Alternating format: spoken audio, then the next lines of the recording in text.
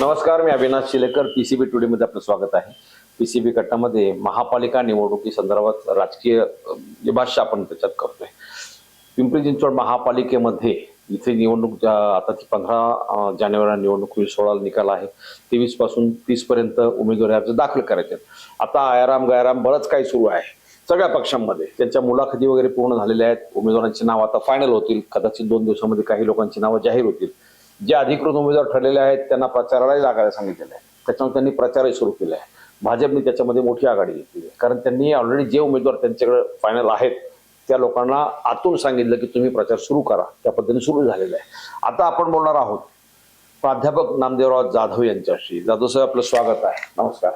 जाधव साहेब हे एका राजकीय पक्षाचे संस्थापक अध्यक्ष आहेत. म्हणजे ते पत्रकार आहेत, ते प्राध्यापक आहेत, ते बहुआयामी वक्ते पण आहेत. त्यांची व्याख्यानं होतात. ते महाविद्यालयामध्ये जाऊन युवकांना प्रेरित करतात. त्यांनी सनय छत्रपती पक्ष म्हणून एक काढलेला आहे. त्या पक्षाचे ते संस्थापक अध्यक्ष आहेत आणि महापालिकेच्या 128 जागा ते लढवणार आहेत. काल त्यांनी पुण्यामध्ये प्रेस घेतली. आज त्यांना आपण खास पाचारण यासाठी केलं की नेमका तुमचा अजेंडा काय आहे. म्हणजे तुम्ही 128 जागा लढवणार, त्यातलं उमेदवार कोण असणार, उमेदवारी देताना तुमचे निकष काय आहेत, तुमच्या पक्षाचा नेमका प्रचार किंवा जाहीरनामा काय असेल. गेल्या 4-6 महिन्यामध्ये त्यांनी पिंपरी चिंचवड पिंजून काढलंय. जिथे जिथे भ्रष्टाचाराचे प्रकरण आहेत तिथे तिथे ते तुटून पडलेत. स्वतः ते जातात, डायरेक्ट व्हिडिओ त्याचे करतात, फेसबुक लाईव्ह करतात.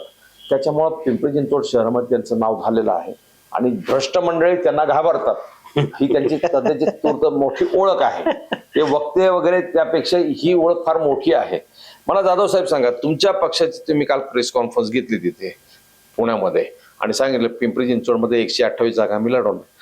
इथे समोर तुमचं बलदंड हत्ती आहे, म्हणजे भाजप आहे तिथे.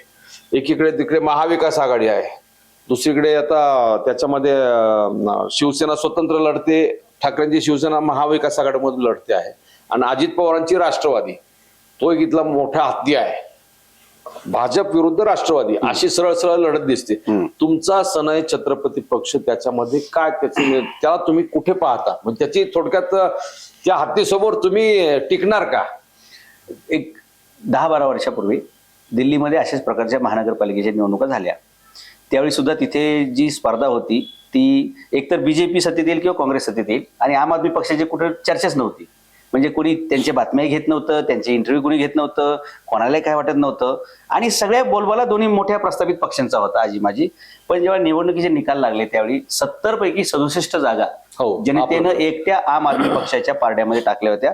तोच इतिहासाचा धागा, तीच इतिहासाची पुनरावृत्ती पिंपरी चिंचवड शहरातील नागरिक करतील याची पूर्ण मी तयारी जून पासून केलेली आहे. गेल्या 6 महिन्यामध्ये आम्ही दिवसाला 3-3, 4-4 जे व्हिडिओ टाकले त्यामुळे एवढं जनमत तयार झालेले की यावेळी 10-10, 20-20 हजार रुपये जरी मताला वाटले आणि मुख्यमंत्री उपमुख्यमंत्र्यांनी जरी पायाला भिंगरी लावून इथे फिरले तरी इथं लोक फक्त त्यांना उत्तर विचारतील की ह्या प्रश्नाचं काय. कारण गेल्या महिन्यापर्यंत या महानगरपालिकेवरचं कर्ज माझ्या अभ्यासाप्रमाणे होतं 22,000 कोटी. 22,000 कोटी हो, आता तो वाढलाय 28,000 कोटीपर्यंत गेलेले आहे. आता परवा आचारसंहितेच्या दिवशी, आज म्हणजे 4 वाजता आचारसंहिता लागणार तर 3 वाजता आयुक्तांनी 250 कोटीची कामं एका दिवसात सहाय्य केली. मंजूर केली. बरोबर. मग एका दिवसात 250 कोटी, तुम्ही विचार करा 4 वर्ष त्यांनी प्रशासकीय राजवट लावून काय काय केलं असेल. तिजोरीत पैसे नाही येत, ते पैसे देणार कुठून. हे कर्ज काढतायत. World bank, international monetary fund आहे, आंतरराष्ट्रीय नाणेनिधी आहे, जपानच्या काय संस्था आहेत, जागतिक काय बाकी संस्था आहेत, त्यांच्याकडून हे कर्ज घेत आहेत कारण ह्याच्यात यांना कमिशन मिळते. अच्छा अच्छा अच्छा. त्यातला अजून एक भ्रष्टाचार सांगतो तुम्हाला. महानगरपालिकेच्या FD होत्या त्या जवळपास मोडत आणलेल्या आहेत आणि त्या मोडण्यासाठी यांनी आयडिया काय केली की समजा पहिले बँक ऑफ इंडियामध्ये खातं आहे पालिकेचं, तिथे 1000 कोटी ठेवलेले तर त्या अधिकाऱ्याला 2% भेटतात म्हणून तो जिथं 8% व्याज मिळतंय बँकेतलं ते काढून तो SBI मध्ये टाकतोय. दुसरा अधिकाऱ्याला की तो SBI मधून काढून तो दुसऱ्या बँकेत टाकतोय. मला 2% मिळावे म्हणून ते अधिकारी हे सगळं पालिकेचं नुकसान करतायत. आणि आयुक्त तर असा होता की पालिकेला घोडेच लावा सुटला होता, जाईल तिकडे फक्त कर्ज काढणे खर्च करणे, कर्ज काढणे खर्च करणे, कर्ज आणि खर्च याच्या पुढे आयुक्ताचं काही डोकं लागलं नाही. त्यामुळे 28,000 कोटी जर आपण भागिले गेले तर या पिंपरी चिंचवड शहरातील प्रत्येक टॅक्सपेअर म्हणजे ज्याचं घर आहे, कारण पालिकेचा जो टॅक्स असतो त्याच्यामध्ये तुमची घरपट्टी, पाणीपट्टी, त्याच्यानंतर कचरापट्टी, शिक्षणपट्टी वगैरे हे सगळे पट्टे आहेत. याचा अंदाज पकडला तर प्रत्येक नागरिकाला, प्रत्येक कुटुंबाला इथे 7 लाख रुपयाचा भूर्दंड आहे. याचं उत्तर पहिलं इथल्या दोन्ही सत्तेत सहभागी असणाऱ्या तिन्ही पक्षांनी उत्तर जनतेला द्यायचंय. तुम्ही जे आता फिरलात 6 महिने इथं सर संपूर्ण पिंजून काढलं, महापालिका काय, प्रशासन काय, पोलीस काय, सगळं पिंजून काढलं. तुम्हाला जी प्रकरणं त्याच्यामध्ये आढळलेली आहेत की भ्रष्टाचाराची मोठी मोठी प्रकरणं आहेत, ह्या भ्रष्टाचाराच्या मुद्द्यावरती मला सांगा की भ्रष्टाचाराचा मुद्दा हा निवडणूक प्रचाराचा भाग होईल का? तुम्हाला काय वाटतं? 100% काँग्रेस सत्तेतून गेली त्याला कारण भ्रष्टाचार आहे. आम आदमी पक्ष दिल्लीमध्ये सत्तेत आला त्याला भ्रष्टाचाराच्या विरुद्ध त्यांनी आघाडी उघडली म्हणून आहे. आज भारतीय जनता पार्टीची सत्तेत आहे ते अण्णा हजारेंनी जे आंदोलन केलं, बरोबर, भ्रष्टाचार विरोधी जन आंदोलन, लोकपाल विधेयक, त्याच्यामुळे बीजेपी सत्तेमध्ये आहे. त्यामुळे स्वाभाविकपणे इथला जो सर्वसामान्य माणूस आहे तो हेच विचार करतो की मी माझं घर चालवण्यासाठी 12-12 तास राबतो, माझ्या कष्टाचा पैसा जो टॅक्स मध्ये जातो, अगदी तुम्ही बिस्किट खाल्लं तरी सरकारला टॅक्स जातोय जीएसटीचा, तुम्ही चहा पिला तरी जातोय, तुम्ही जेवले तरी जाताय, अगदी मुलीचं लग्न करावं त्याच्यातले पण 10% सरकारला द्यावं लागतात. ही या देशाची परिस्थिती आहे. आणि मग फक्त ब्रिटिशांनी मिठावरती कर लावला म्हणून या देशामध्ये आंदोलन झालं, चले जावचं आंदोलन झालं, मिठ भारत सोडव झालं. इथं मीठच काय, साखर, तेल, डाळ, गुळ, बिस्किट सगळ्यावरती टॅक्स आहे. आणि लोकांच्या मनात प्रचंड राग आहे या भ्रष्टाचाराबद्दल की आमच्या कष्टाचे पैसे किती म्हणजे माहिती का, एक सामान्य टॅक्स पेअर त्याच्या कष्टाचे 68% सरकारला देतोय. 68% म्हणजे 100 रुपये जर एखाद्याने कमवले तर त्यातले 68 रुपये सरकारला जात आहेत. प्रत्यक्ष हो अगदी 30% इन्कम टॅक्स, 28% जीएसटी, बाकी तुमचा प्रॉपर्टी टॅक्स 6% आणि बाकीचे जीएसटी वगैरे पकडले सेंट्रल आणि स्टेटचे. म्हणजे कदाचित या शहरात एकमेव माणूस असेल की जो हे सगळं बोलतोय, स्टेट जीएसटी, सेंट्रल जीएसटी. बऱ्याचशा उमेदवारांना हे कळत पण नाही जीएसटी म्हणजे काय असतं वगैरे. तो फक्त म्हणतो माझ्या विभागातली रखडलेली कामं करण्यासाठी मला नगरसेवक व्हायचे. रखडलेली कामं काय ते तर सांग भाऊ, आणि विकासाची व्याख्या काय तुम्ही? मला ह्या महापालिकेमध्ये तुम्ही परवाच्या मागे एका व्हिडिओमध्ये पण तो विषय केला की नगरसेवकाला महिलांना मानधन मिळतं 15,000 रुपये, वर्षाचं साधारण 1,80,000, आपण धरून 2 लाख रुपये, 5 वर्षाचं होतं 10 लाख. आणखीन त्याचा याच्या सभेचे भत्ते वगैरे समजा अगदी 20 लाख म्हणा.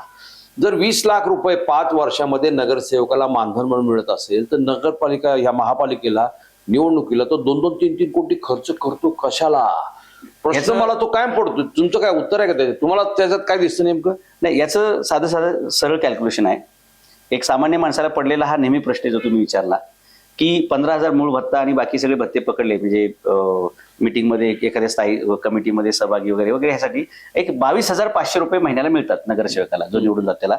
मग 22,000 रुपये महिन्याची नोकरी जर एखादा मुलगा करत असेल तर तो शिकण्यासाठी 5 आणि 10 कोटी खर्च करू शकत नाही ना. नाही करू शकत. उलट तो 30-1 लाख रुपये खर्च करतोय आणि त्याच्यानंतर त्याला 22,000ची नोकरी मिळणं मुश्किल आहे. इथं 22,000चं ते 5 वर्षासाठी जर मिळणार असेल त्यासाठी 5 आणि 10 कोटी रुपये खर्च करू शकतील का लोक? नाही. तर ते फक्त नाममात्र पद आहे, पण त्या पदाचा उपयोग करून इलिगल कन्स्ट्रक्शन करणं, इलिगल प्लॉटिंग करणं, गुटख्याचे धंदे करणे, मटक्याचे धंदे करणे, इलिगल लॉटरीचे धंदे करणे, म्हणजे जेवढे काही इलिगल कामं करायचे असतात त्याचा परवाना म्हणजे ही 22,000 रुपये कॉस्ट.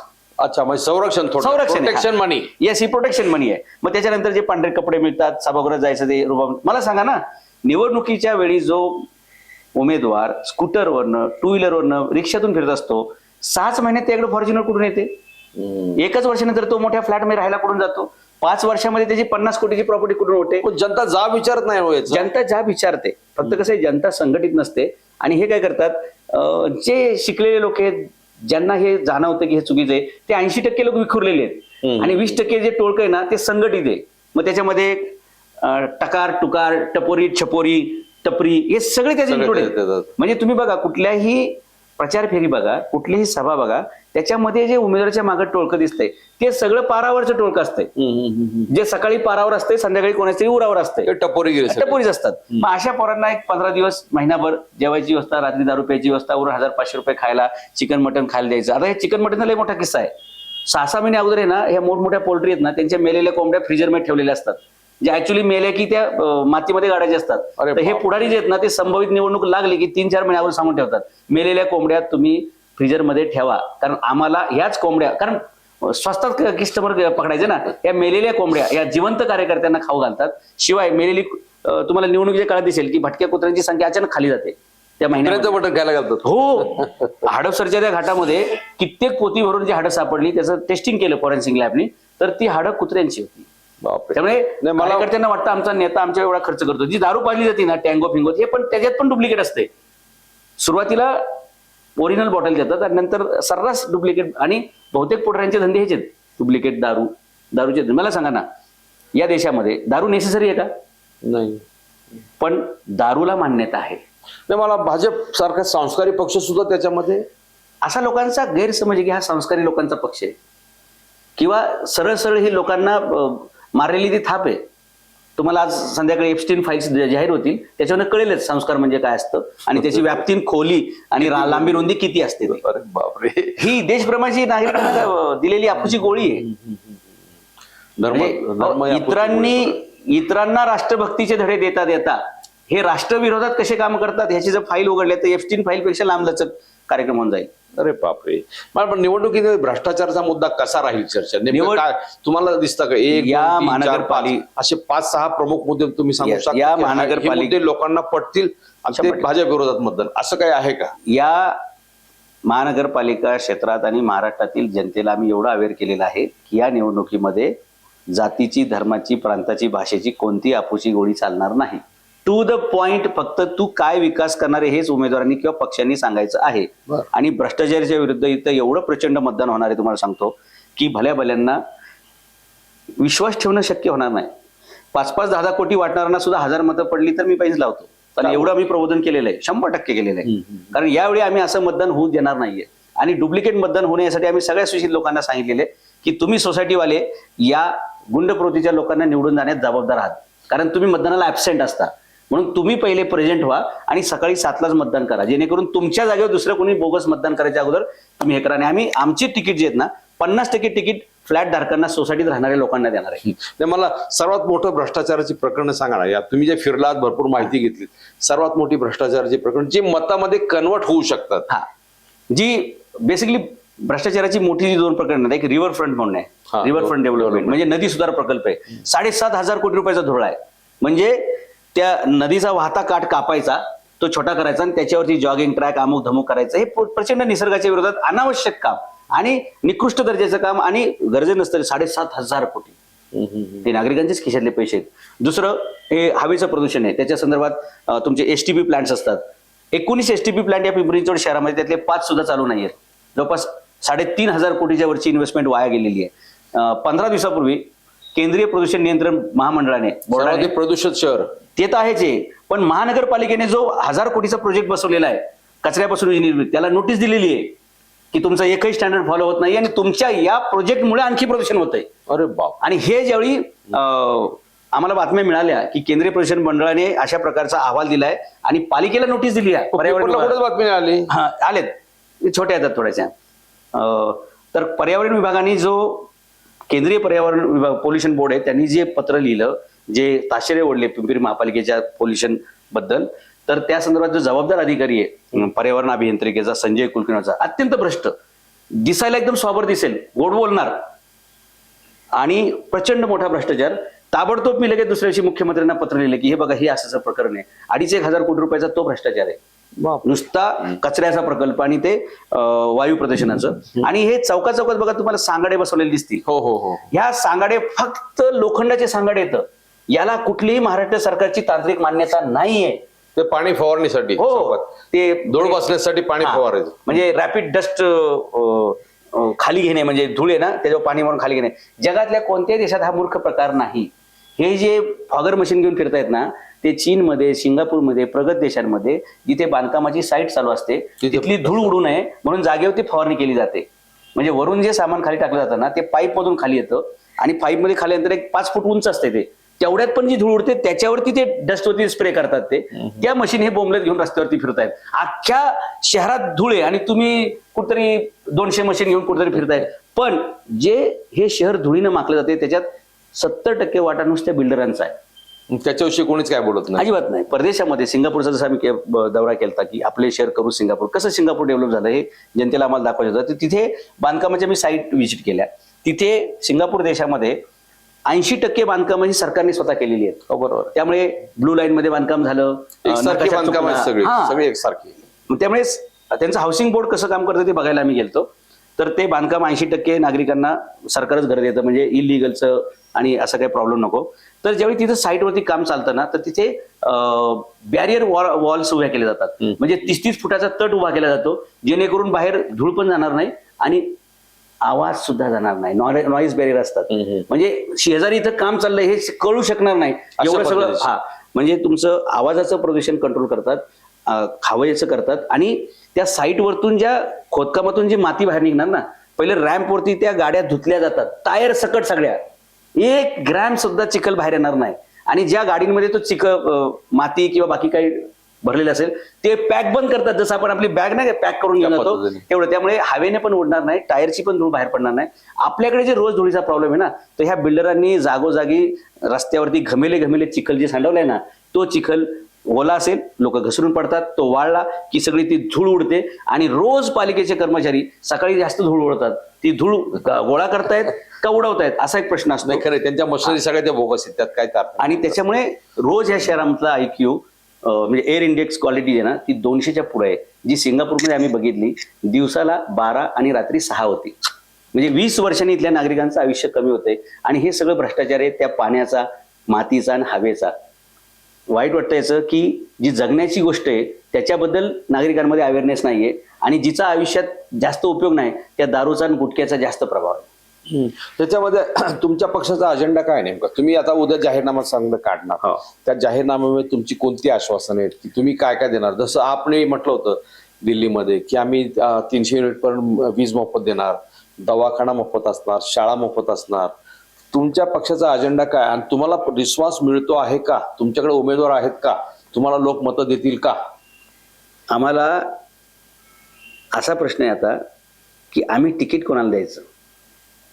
कारण या शहरामध्ये मोठ्या मोठ्या पक्षांनी एवढे इच्छुकांची छत्र्या तयार केलेल्या आहेत, त्यांच्याकडे 40 इच्छुक आहेत आणि जागा आहेत फक्त 128. बरोबर. म्हणजे जर तुम्ही प्रत्येक मोठ्या पक्षांनी 1000 लोक इच्छुक तयार केलेत, म्हणजे 2000 इच्छुक आहेत आणि 250 तिकीट तुम्ही वाटू शकता. बाकीच्या लोकांनी जायचं कुठं? पुनर्वसन मंत्री आज मी इथला, या सगळ्यांचं पुनर्वसन हे करण्याची जबाबदारी माझ्याकडे. म्हणजे 128 लोकांना मी खरोखर न्याय देऊ शकतो. त्यामुळे दुसऱ्या आणि तिसऱ्या फळीतले सगळे योग्य माणसं आम्ही आमच्याकडे घेऊ. आणि माझ्या भाषणाच्या, माझ्या ज्ञानाच्या, माझ्या प्रतिमेच्या बळावरती डेफिनेटली आम्ही त्यांना तिसऱ्या दुसऱ्या नंबरवर, पहिल्या नंबरवरती आणू. आणि 100+ नगरसेवक हे टार्गेट आम्ही लावून चाललेलो आहोत. अच्छा, तुमचा जाहीरनामा काय असणार? जाहीरनामा आम्ही सगळे उमेदवारांचे फॉर्म भरून झाल्यानंतर असा जाहीर करू की फक्त तो 10च ओळीचा असेल आणि त्या 10 ओळीमध्ये सगळे क्रांतिकारी विषय होईल. त्याच्यामध्ये हा जो PM 2.5 आहे, म्हणजे धुळीचे कण येतं, ज्याच्यामुळे माणसाचं 20 वर्षांनी आयुष्य कमी होते, ज्याच्यावर कुठल्या राजकीय पक्ष बोलूच शकत नाही. कारण तसा अभ्यास करणारे लोक त्यांच्याकडे नाहीयेत. त्यांच्याकडे फक्त टेंडर, टक्केवारी, TDR याचा पुढचं कॅल्क्युलेशन नाहीये. नाही, बरोबर. पण माणसाला जगण्यासाठी शुद्ध हवा लागते, पाणी लागतं, चांगले रस्ते लागतात. त्यामुळे आमचं पहिलं प्राधान्य हे शहर धूळमुक्त करणं. नंबर 2 हे शहर ट्रॅफिक मुक्त करणं. नंबर 3 हे शहर खड्डे मुक्त करणे. नंबर 4 हे शहर स्पीड ब्रेकर मुक्त करणं. कारण स्पीड ब्रेकर हे इलिगल आहेत. हायकोर्टाचे डिसिजन आहे बरं का, हायकोर्टाचे आदेश आहेत की शहरामधले सगळे स्पीड ब्रेकर आणि रमलर जे पांढऱ्या पट्ट्या असतात ना, म्हणजे तुम्हाला असं लक्षात आलं असेल गेल्या काही वर्षांमध्ये जागोजागी या पांढऱ्या पट्ट्यांचं पे वाढलेले आहे. 5 टेंडर आहे. हा, तर ते एक पट्टी 18,000 रुपयाची असते. अशा 5 पट्ट्या रातोरात मारल्या 18 फुटाच्या 20 फुटाच्या की 1 लाख रुपये मिळतात. त्यामुळे त्या 1 लाख रुपये मिळत यासाठी चौकात तुम्ही घरातून बाहेर पडले ना, 4ही बाजूनी कुठेही बाहेर पडा, तुम्हाला 5-25 पट्ट्यांवरच प्रवास करावा लागतो. एवढे भ्रष्टाचारी पट्टे इथं घडले. त्यामुळे अधिकारी आणि इनडायरेक्टली त्यांच्या मागचे पुढारी यांनी एवढा इथे भ्रष्टाचार केलेला आहे. म्हणून आमचं पहिलं प्राधान्य की शुद्ध हवा मिळाली पाहिजे, शुद्ध पाणी मिळालं पाहिजे. आणि आम्ही एक अमेरिकेचे ज्या स्टँडर्डचे इलेक्शन असतात त्या पद्धतीने आम्ही इलेक्शन करणार आहोत. मी कुठेही जाहीर सभा घेणार नाहीये. अच्छा. आमची कुठेही रॅली घेणार नाहीये. रॅली काढणं म्हणजे परत सगळ्यांनी गोंगाट करायचा, बुलेटचे, सायरनचे आवाज, त्याच्यातून काय प्रॉब्लेम होतं? 100, 200, 500 गाड्या रस्त्यावर उतरायच्या, धुराडा करायचा, गोंगाट करायचा, ट्रॅफिक करायचं, लोकांना त्रास करायचं. मी माझ्या सगळ्या कार्यकर्त्यांना सांगितले कुठेही बाईक रॅली काढायची नाही, कुठेही जाहीर सभा घ्यायची नाही. आपण जे घेऊ त्याचे छोट्या 50 लोक, 100 लोकांच्या सभा घेऊ. कारण आमच्या व्हिडिओचा रीच मिलियन्स मध्ये आहे. आणि हे जे लोक दाखवतात मोठे राजकीय पक्ष सभेला तुफान गर्दी, ही गर्दीमध्ये काय नसते. आज कोणी माहितीला जमवलेलं असते, जमवलेले म्हणजे विकतच आहे पब्लिक. मजूर कट्ट्यावरचे सगळे लोक असतात, म्हणजे 500 रुपये रोजाने येतात ते सगळे. येस. म्हणजे 8 तास काम करून मला 500 रुपये मिळणार, त्याच्यापेक्षा मला फक्त 2 तास बसायचे 1000 रुपये, शिवाय जेवायला मिळत असेल, न्यायला आणायला गाडी असेल आणि वरून मला दारू प्यायला मिळत असेल किंवा मटण खायला मिळत असेल तर तो हरकत काय? तर त्या नागरिक एंटरटेनमेंट म्हणून ती जातो आणि ही ती गर्दी दाखवतात. म्हणून आपण बऱ्याचदा बघतो नेत्याचं भाषण सुरू होतं आणि लोक उठून जायला लागतात. तर त्याला कारण ते की ते धरून आणलेले असतात, मारून आणलेले असतात, मुटकून आणलेले असतात आणि त्यांना मतदार करायचा तो प्रयत्न असतो. मला तुमचा प्रश्न असा आहे, थोडा क्रिटिकल प्रश्न असा आहे, उमेदवारी देताना सगळे राजकीय पक्ष विचारतात ते सामदाम दंड भेद तू सगळं झाला, तुझ्याकडे पैसे आहेत किती, तू खर्च करू शकतो का, काय किलो विचार, कोटी आहेत 2 कोटी आहेत, तू निवडणुकीला खर्च किती करणार, पक्षाला निधी किती देणार, तुमच्या पक्षाचा काही निधी ठरलेला आहे का, तुम्ही उमेदवारी देताना हे पहिले विचारता का, तुझा खर्च करण्याची क्षमता, लोक पहिलं विचारतात तुझी आर्थिक ताकद आहे का, तर निवडणूक रिंगणात होतं. नाही, त्याची 2-3 कारणं आहेत की ज्या का पक्षाला हे विचारावं लागतं की तुझी आर्थिक ताकद किती आहे. ऍक्च्युअली निवडणुकीत उमेदवार मिळणार आहेत 12 ते 13 दिवस. या 12-13 दिवसामध्ये त्यांनी कागद वाटणं, प्रिंटिंग करणं, सभा घेणं, सगळं हे मॅनेज करायला आहे ना खूप कमी वेळामध्ये जास्त काम करायचे, त्याच्यासाठी त्याला आर्थिक पाठबळ लागणार आहे. जर ते 2-3 महिन्याची तारीख असेल की आज समजा डिसेंबरमध्ये इलेक्शन लागलं, जाहीर झालंय आणि फार मार्चमध्ये इलेक्शन आहे, तर माणूस व्यवस्थित निवांत करू 0 पैशामध्ये सुद्धा ते बजेट करू शकतो. मग आता ह्या गाड्या हायर करणं, माणसं बोलवणं, जेवणाचा खर्च, प्रचार हे आहेच आहे, पण तो किती असणार आहे ह्याची मर्यादा त्या त्या पक्षानुसार पण असू शकते. काही पक्षांमध्ये तिकीट मिळालं की आपण विजयी होऊ अशा प्रकारचा त्यांचा प्रचार असतो, त्याच्यामुळे लोक त्यांना 2 कोटी 5 कोटी रुपये द्यायला पण तयार असतात. या शहरामध्ये तर काही लोक शहर अध्यक्ष होण्यासाठी 8-8 कोटी रुपये देऊन आलेले आहेत. बापरे, काय बोलताय? हा, हे जाहीर सांगतो मी. तर माझ्या ऐकवत कोणीच नाही असं. मी सांगतो, माझ्याकडे डायरेक्ट फिगर्स असतात, कारण आमचं गुप्तहेर खातं खूप स्ट्रॉंग आहे, गुप्तयंत्र ना, त्यामुळे 8-8 कोटी रुपये देऊन जर इथे लोक शहराध्यक्षपद घेतात एखाद्या पक्षाचं, तर त्या पक्षाचं तिकीट घेण्यासाठी 3 कोटीचा रेट चाललेला आहे असं माझ्या कानावरती आलेलं आहे. हो, आणि मग 3 कोटी ते प्लस तुम्हाला वाटप करण्यासाठी काय 2-4 कोटी, म्हणून ते पहिला प्रश्न विचारतात. मग तो गुंड चालेल, मवाली चालेल, वाळवाला चालेल, गुटखावाला चालेल, मटकावाला चालेल, फक्त तो पैसे देणार पाहिजे. आणि त्यामुळे मोठ्या पक्षांमध्ये फक्त इन्कमिंग सर्व असते. आणि लोक काय म्हणतात का, आयाराम गयाराम, चुकीचा शब्द आहे साहेब. आया रावण गया रावण असं आहे, कारण भलं करणारा कोण आहे त्यातला, तो स्वतःचं भलं करण्यासाठी ह्या पक्षातून त्या पक्षात उड्या मारतोय बेडकासारखा, तर त्याला रामाचा शब्द देऊन हा रामाचा अपमान होतो की आया राम और गया राम. नाही, आया रावण गया रावण असं आहे ते. तुमच्या पक्षाचा रेट काय? आमचं रेटिंग एकच आहे, 5 स्टार, की तो माणूस शिकलेला असला पाहिजे आणि तो टॅक्स पेअर असला पाहिजे. अच्छा, 2 स्टँडर्डवरती आम्ही म्हणून सांगितलं ना की आमचे 50% तिकीट आम्ही सोसायटी धारकांना देणार आहोत, कारण तो प्रश्न त्यांच्याविषयी संबंधित जास्त. अच्छा, सोसायटी धारक. तो त्यांच्या सगळ्यात मोठे आहेत आपले. सोसायटीच्या समोर कचरा, सोसायटीच्या गेट समोर वाहनं लागलेत आणि सोसायटी जाणाऱ्या रस्त्यात खड्डे आहेत आणि सोसायटीत पाणी येत नाही. 8 लाख मतदार तो आहे. हा, आणि सोसायटीच्या आजूबाजूला सगळा धुराळाच आहे. मग मला सांगा, आणि ह्यांना कोणीच प्रतिनिधी देत नाही. त्या कोणीच नाही. तिकीट कोणाला देतात माहितीये का? तो आपला मुलगा पाहिजे, ती आपली मुलगी पाहिजे, तो आपला जावाय पाहिजे, तो आपला भाची जावाय पाहिजे, ती आपली सून पाहिजे, किंवा आपला तो साडू पाहिजे, इवाई पाहिजे. याच्या बाहेर जर तिकीटच मिळणार नसेल तर ह्या सुशिक्षित लोकांना संधी मिळणार कधी? आणि म्हणून आमचा सनई छत्रपती शासन पक्ष शिवाजी महाराजांच्या धोरणावर चालतो. रयतेच पोटास लावणे आहे, तसं सर्वसामान्य माणसाला नगरसेवक करणे, सर्वसामान्य माणसाला आमदार करणं आणि त्याला राजकारणातली संधी मिळवून देणं, याच्यासाठी आमचा उदय झालेला आहे. आणि या शहरातला एकमेव विपक्ष आहे. जसं आपल्याकडे असतं की नाही गाडा मालक, संघ मालक, तसा मी या शहरातला एकमेव पक्ष मालक आहे की ज्याच्याकडे एबी फॉर्म देण्याचा अधिकार आहे. बाकीचे सगळे दिल्ली वारी, मुंबई वारी आणि नंतर मग घरोघरी त्याच्या पाया पड, त्याच्या पाया पड. आमचं काय नाही, आम्ही चालत्या गाडीत पण एखाद्याला एबी फॉर्म देऊ शकतो. आता काल एक निवडणूक आयोगाचा आदेश आलेला आहे, त्याच्यामध्ये त्यांनी म्हटलंय की म्हणजे 2 पुढे मुले नको, 2 पेक्षा जास्त मुलं असतात का म्हणे. 2 पेक्षा जास्त बायका नको, हे पण इलेक्शन कमी सांगायला पाहिजे. कारण बऱ्याच लोकांचं ते आहे. नंतर त्याच्यामध्ये तुमची प्रॉपर्टी किंवा ह्याच्या संदर्भातलं ते एक्सप्रेशन असं गुन्हे नसावेत. त्यात एक मुद्दा आहे की अनधिकृत बांधकाम तुमच्या नावावर, तुमच्या पत्नीच्या नावावर किंवा मुलाच्या नावावर किंवा आईवडिलांच्या नावावर, अवलंबित्व ज्यांचं आहे त्यांच्या नावावर असता कामा नये असे ऍफिडेव्हिट द्यायचे. या शहरामध्ये कळीचा मुद्दा तो आहे. तुमच्याकडे तशी काही कंडिशन आहे? MRTP ऍक्ट 1966 याच्या कलमानुसार जो कोणी अनधिकृत बांधकाम करतो त्याला 7 वर्ष शिक्षा आहे. बरोबर, म्हणजे it is equal to murder आहे. बरोबर. त्याच्यामुळे तो संभावित नगरसेवक त्याच्या घरातलं कोणी इलिगल बांधकाम केलं तर त्याचं निवडून आलेलं पद सुद्धा जाऊ शकतं. आणि इलेक्शन कमिशननं हा मुद्दा जर गांभीर्याने लावून धरला तर 100% आमचे 100 नगरसेवक निवडून जाणार. काय बोलतोय? 100%. कारण आमचा कोणी त्यात इलिगल कन्स्ट्रक्शन मध्ये नाही. आमचे सगळे डॉक्टर, वकील, इंजिनियर, खेळाडू, प्राध्यापक, कलाकार असेच आहेत. किती डॉक्टर तुमच्याकडे? आमच्याकडे एक 25% डॉक्टरच आहेत. काय बोलतो? हा, मग त्यातले PhD वाले येतं, काही गायनाक आहेत, काही MBBS वाले येतं. आमच्याकडे सगळे शिक्षित लोकांचाच भरणा आहे.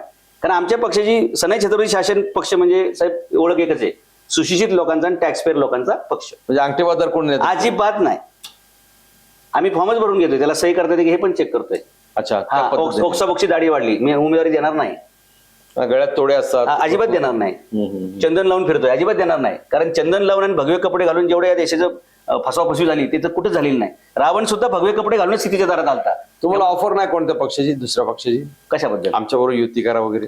मला असा कोणताही पक्ष दिसत नाही ज्याच्यावर मी युती करावी, कारण मी भ्रष्टाचाराच्या विरोधात लढतोय आणि भ्रष्टाचारी नाही असा पक्ष मलाच दुर्बीण लावून शोधावं लागेल. त्यामुळे मी कोणावर युती करावी असा माझ्या मनात येत नाही ते. इंटरेस्टिंग आहे अगदी. नाही, गुन्हेगारांचा एक वापर फार, गुन्हेगार सगळे राजकारणामध्ये, सगळा राजकारणाचा ताबा घेऊन बसले सगळ्याच पक्षांचे. ते आश्रयत आहे. तुमच्या पक्षामध्ये कोणी आहे? नाही, आमच्या पक्षामध्ये एकच गुंड आहे आणि त्याचं नाव आहे ज्ञान. म्हणून तुकाराम महाराजांनी त्यांच्या अभंगात म्हणलं होतं, पुत्र हवा ऐसा गुंडा त्याचा तिही लोकी झंडा, आणि ते ज्ञानाच्या वेळा शक्य आहे. आणि म्हणून तुम्ही जे मगाशी म्हणले ना की तुम्ही सरकारी कार्यालयात घुसता, IPSC पण व्हिडिओ काढता, त्याच्या लोकांना आवडतं ते मात्र. पण त्याच्या मागे नॉलेजचा बेस आहे. तुमचा तो जो पवित्र आहे, आक्रमक पवित्र, हा लोकांना आवडतो. कारण आजकाल काय आहे, प्रशासनाला जाब विचारणार कोणीच राहिलेलं नाहीये. ना पोलीस, ना न्यायालय, ना लोकांच्या यंत्रणेवरचा विश्वास डळमळीत झालेला आहे. त्यावेळेस तुम्ही जिथे जाता डायरेक्ट विचारता की हे कायद्यामध्ये म्हटलेले आहे, तुम्ही त्याप्रमाणे करता का, तुम्हाला तो अधिकार आहे का, लोक त्याला अप्रिशिएट करतात. आम्ही साहेब जी मोहीम केली जनतेच्या वतीनं, कारण जनतेचं हे ऐकत नाहीत, जनतेला उभं करत नाहीत, की ज्या माणसाकडे काम असतंय त्याला भेटायला माणूस पालिकेत किंवा जिल्हाधिकारी कार्यालयात जातो, त्या माणसाच्या समोर हा माणूस जातो आणि नंतर कळतं हेच तो माणूस होता की ज्याच्याकडून मला सही पाहिजे होती. म्हणून आम्ही लावून धरलं, तुमचं आयडेंटिटी कार्ड कुठे, तुम्ही हे कार्यालयातले आहात का, हे सगळं सांगा वगैरे. 2 महिने आम्ही ते लावून धरलं. 25/10/2025 सरकारला GR काढावा लागला की प्रत्येक शासकीय कर्मचाऱ्यांनी गळ्यात ओळखपत्र घातलं पाहिजे आणि ते खिशात नाही घालायचं, दर्शनी भागात लावलं पाहिजे. हा एक GR काढला. मी पालिकेमध्ये बऱ्याचदा गेल्यानंतर मला एक अतिरिक्त आयुक्त तंबाखू खाऊन थुकताना दिसला. पिचदाणीमध्ये, म्हणजे बाहेर थुकत नव्हता पण त्या डब्यात तो थुकत होता. असं मला एक दोनदा निदर्शन आल्यानंतर मी आमच्या माहिती अधिकार कार्यकर्त्यांना कामाला लावलं आणि मंत्रालयात तो फॉलोअप सुरू केला. दुर्दैव असं आहे की तो माणूस 31 मेला रिटायर झाला आणि 5 मेला म्हणजे 31 मार्चला तो अधिकारी रिटायर झाला आणि 5 एप्रिलला सरकारने GR काढला आमच्या आग्रहास्तव की सरकारी कर्मचाऱ्यांनी सरकारी कार्यालयाने वेळेत सरकारी कार्यालयात गुटखा खाऊ नये, तंबाखू खाऊ नये, सुपारी खाऊ नये, असे हे 2 कायदे माझ्यामुळे सरकारला करावे लागले. हाच आमच्या जनतेचा विजय. आणि भविष्यात तुम्हाला सांगतो, आम्ही नागरिकांची सनद ही सुद्धा अंमलात आणू. कोणत्या अधिकाऱ्याकडे कोणतं काम आहे, त्यांनी किती दिवसामध्ये करायचं आहे, न केल्यास काय दंड आहे, हे काय करतात माहितीये का, हे जाहीर करू. हे काय करतात, सरकारी कार्यालयात गोंधळ घातला, शिवीगाळ केली, मारहाण केली, अडथळा आणला म्हणून हे गुन्हे, हे कलम 354. मग आम्ही काय करणार आहे, तिथं दुसरी एक पाटी लावणार आहे की हे काम एवढ्या दिवसात न केल्यास त्याच्यावर एवढी शिक्षा होते आणि ते नागरिकांना आम्ही खुलं करू. याला नागरिकांची सनद म्हणतात. यापूर्वी श्रीकर परदेशी, ते प्रवीण सिंह परदेशी म्हणून होतं, महापालिकेला आयुक्त होते. त्यांनी या महापालिकेमध्ये ते लागू केलं होतं. ती सनद लागू केली होती, त्या पद्धतीची सनद तयार केली होती. जिथे जिथे महापालिकेची कामं चालली त्या ठिकाणी फलक लावायचा की हे काम कितीचं आहे, केव्हा सुरू झालं, केव्हा संपणार आहे, त्याचा ठेकेदार कोण, हे बाकी सांग. कोणाच काही तक्रार असेल तर थेट महापालिकेमध्ये करा. नागरिकांची सनद, तुम्हाला उद्या समजा टॅक्स भरायचा, टॅक्स नोंदणी करायची, घराची नोंदणी करायची, आता मी अर्ज केला तर किती दिवसामध्ये तुमची नोंदणी होऊ शकते, जन्म दाखला, मृत्यू दाखला किती दिवसात मिळू शकतो, तोच आदर्श ती सनद शासनाने घेतली आणि शासनाने त्याची अंमलबजावणी राज्यभर केली. ती आता इथे व्हायला पाहिजे. आम्ही पिंपरी महानगरपालिका क्षेत्रामध्ये सक्तीनं आणि उत्तम पद्धतीने अंमलात आणू. कोणत्याही नागरिकाला दुबार फेरी करावी लागणार नाही. तो आला की त्याला ती सही मिळेल याची आम्ही व्यवस्था करू. आणि आता ही परिस्थिती निर्माण झाली बरं का, की मी नुसता मेसेज जरी टाकला एखाद्या अधिकाऱ्याला तर त्याला ते काम करावं लागतंय. नाही तर मी आलोच कॅमेरा घेऊन कायदा दाखवून. कारण ज्यावेळी मी इथले भ्रष्ट पालिकेचे आयुक्त शेखर सिंग आणि जांभळे पाटील यांची चौकशी संदर्भात मुख्यमंत्र्यांना पत्र लिहिलं, 6/8 मी पत्र लिहिलं. अहो ते खाऊन पिऊन चाटून बसून निघून गेले सांगतो ना, तर तोच किस्सा इंटरेस्टिंग आहे. तर हे जसं माझ्या लक्षात आलं की हे 22,000 कोटीची जी लूट आहे त्या संदर्भात मी मुख्यमंत्र्यांना पत्र लिहिलं. मुख्यमंत्री कार्यालयाने मला 24 तासात त्याचं उत्तर दिलं की आपलं पत्र पुढील कारवाईसाठी रवाना केलेलं आहे नगरविकास खात्याकडे. नगरविकास खात्याने 2 महिने त्याच्यावर काहीच कारवाई केली नाही.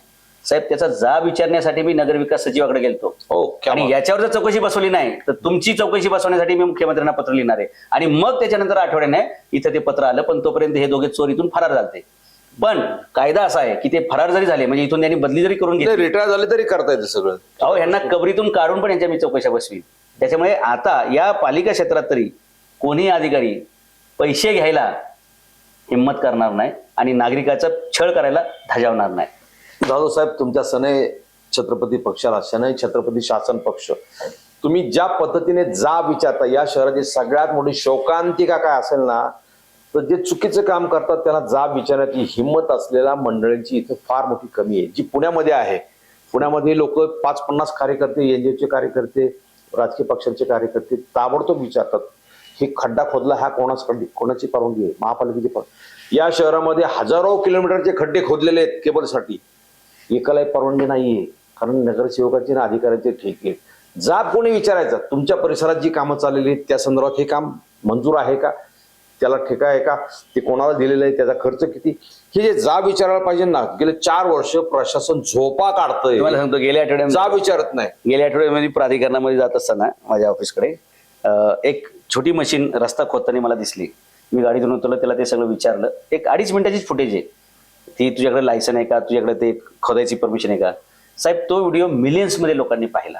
म्हणजे तुम्ही म्हणताय तसं हे वानवा आहे या शहरामध्ये की जा विचारला पाहिजे की तुम्ही रस्ता का खोदताय, हे खड्डे का बुजवत नाहीये तुम्ही. मोबाईल प्रत्येकाच्या हातात आहे, कुणी जाऊन सहज त्यांनी शूट करायला पाहिजे की हा खड्डा कशासाठी खोदताय, मी लाईव्ह करतो. सगळे पळापळी यांची, ती जाब विचारणाऱ्यांची कमी आहे. आता तो विचारतात, आम्ही तुमचं स्वागत. आम्ही साहेब जे केलं, सरकारी अधिकारी कार्यालयात आणि मंत्रालयात पण घुसून जे व्हिडिओ काढले, याचा परिणाम असा झाला की आज गावागावातील तरुण जागरूक झालेत आणि ते मोबाईल घेऊन सरकारी कार्यालयात घुसतायत आणि ह्या कामाचं काय झालं आणि हे सही का केले नाही तुम्ही असा जाब विचारतायत. असे लाखो मावळे साहेब आज महाराष्ट्राच्या धर्तीवर आपण तयार केलेले आहेत. म्हणून तुम्हाला सॅल्यूट आहे. धन्यवाद, तुम्हाला शुभेच्छा आहेत. धन्यवाद सर. Thank you. धन्यवाद.